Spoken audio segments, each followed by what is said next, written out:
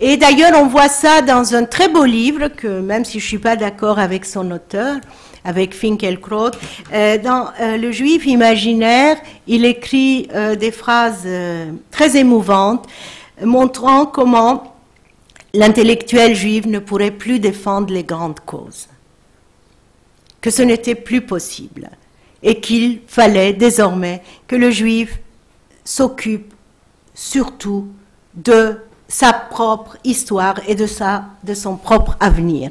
Ces belles pages annoncent un petit peu, c'est son côté prophétique, annoncent à l'avance ce qu'allait devenir l'intellectuel juif aujourd'hui. Alors, je vais conclure là-dessus, même d'une manière un peu abrupte peut-être, c'est que aujourd'hui, après Gaza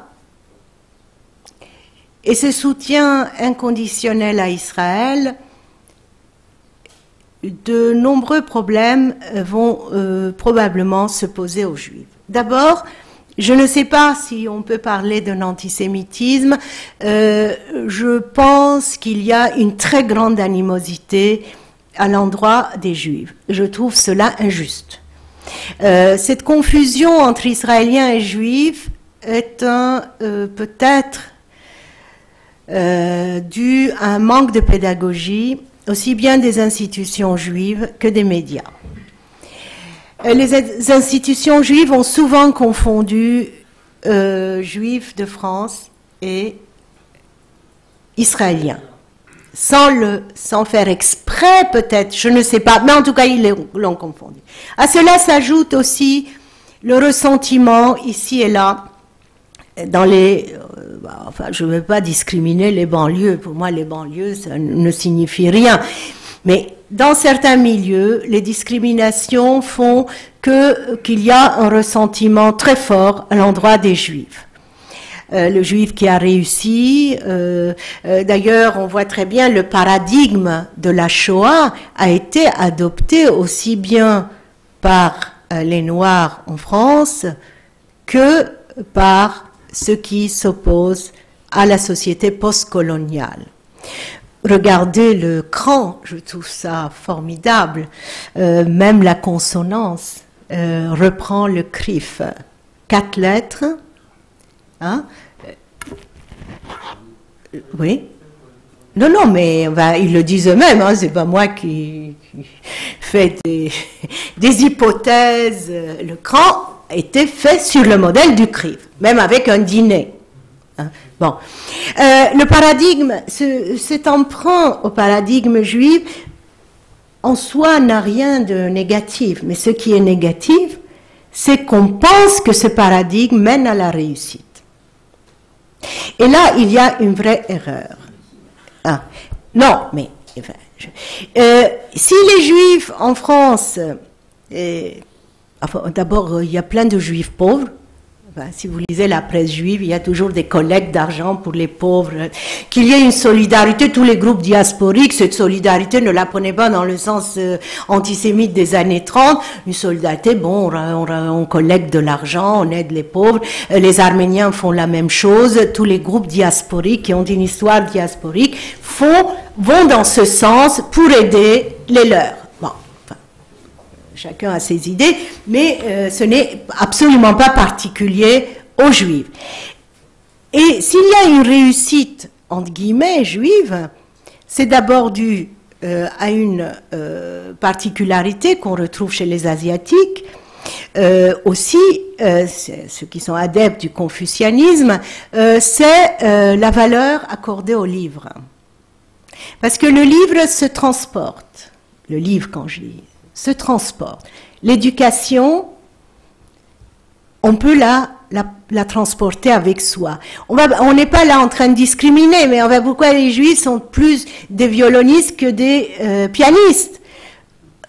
Je sais pas, il y a des raisons à cela. Un violon, vous le mettez sous le bras, vous partez. Un piano, vous ne le mettez pas sur le dos. Il y a des particularités faites par l'existence en diaspora. Et si les Juifs ont réussi, c'est d'abord le rôle accordé à l'étude comme primordial.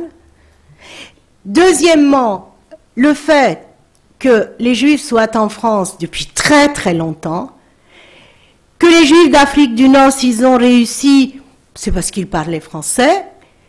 Quand on regarde les Juifs d'Europe de l'Est venus dans les années 30, et promenez-vous un peu, maintenant ils ont été mis, ils ont été pas expulsés, mais enfin, vu le prix de l'immobilier, ils ont quitté le Marais. Vous voyez encore près de la République, etc., des femmes juives assises, elles n'ont aucun signe distinctif de la réussite. Ils parlent encore yiddish entre elles, pas pour longtemps, certainement. Mais cette réussite, si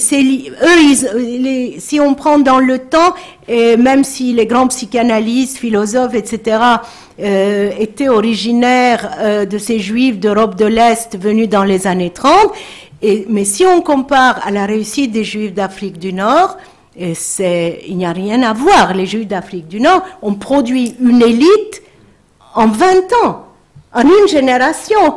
Les enfants de femmes de ménage et de pères ouvriers sont des grands médecins, avocats, etc. Donc, c'est aussi parce qu'ils étaient français, ils parlaient français, ils ont pu se débrouiller pour inscrire leurs enfants dans les écoles, ils ont pu investir dans les études, etc. Je vous donne cet exemple. Pour moi, la réussite juive est liée à une longue histoire en diaspora. Quand qu'un juif se trouve dans un quartier, et il crée un petit oratoire, une petite société pour aider les pauvres. Dans le passé, tout au long du Moyen-Âge, là où il y avait des Juifs, il y avait une société pour doter les filles pauvres, pour qu'on puisse les marier, une petite société pour visiter les malades, une société pour enterrer les pauvres, etc., etc. Donc, on trouve ça chez les Arméniens, chez d'autres peuples diasporiques, les Indiens au Madagascar, les Asiatiques ailleurs. Ce sont des visions du monde diasporiques.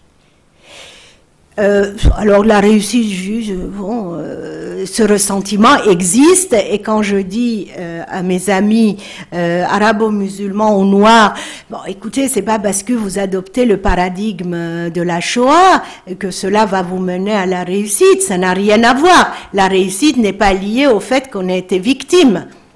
Les Juifs n'ont pas réussi parce qu'on a tué 6 millions, ils ont réussi parce qu'ils se sont reconstruits, parce qu'ils avaient cette expérience de la diaspora, et ils se sont reconstruits rapidement. Vous n'allez pas maintenant penser que le paradigme va être rentable, entre guillemets. Mais c'est aussi lié à la structure de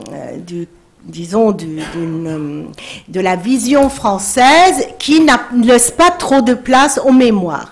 La mémoire de l'Holocauste occupe peut-être une trop grande place, et il n'y a pas assez de place pour les autres mémoires, puisque aujourd'hui on est à l'ère des identités. Si on n'a pas une identité aujourd'hui, on est perdu. Il faut avoir une identité, et si elle est une identité victimaire, c'est encore mieux.